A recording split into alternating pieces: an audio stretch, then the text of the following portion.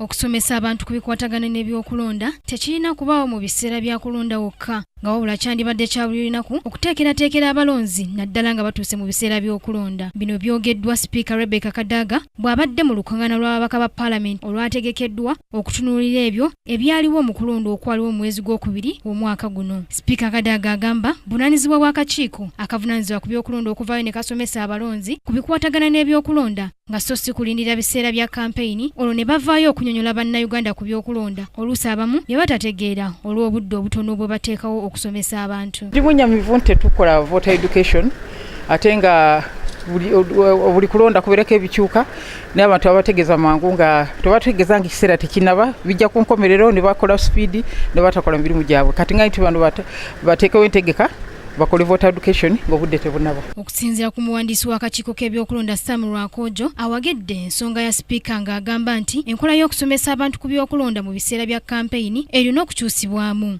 Essaawa eyo weegendera okutuuka meseji yaffe oba kye tuba twagala okusomesa abantu tetuuka bulungi mu bantu.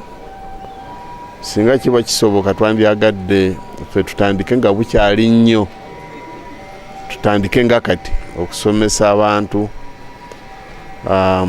kubanga oluusi vote education ne okusomesa ku bino ebirala ebyobufuzi abantu tebabyawula.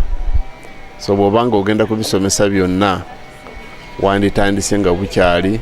Wabula ababaka ba Paalamenti bagamba okusomesa abalonzi kyandibadde kiteekebwako essira ng'era gavumenti yandibadde ekitwala ng'ekintu kya bulijjo so si kulindirira biseera bya kunoonya bululu olwo ne bajjukira okusomesa bannayuganda. As far as I'm concerned, this is an issue that we've been grappling with. This is an issue all of us are saying needs to be stepped up.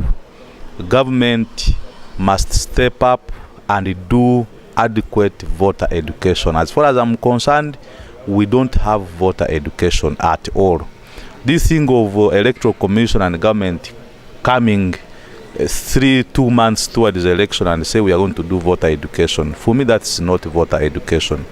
Voter education is supposed to be a continuous process. Kinajjukirwa mu biseera by'okulonda akakiiko k'ebyokulonda tekateeka nnyo maanyi mu kusomesa abalonzi ku byokulonda mu kulonda okwakaggwa, wabula obuvunaanyizibwa baabulekera ebibiina by'obwannakyewa nga ekya Citizen Coalition for Electoral Democracy in Uganda kiyite CEDU. Joanita Mbabazi, Kingdom TV, amalindirire. This is Kingdom TV.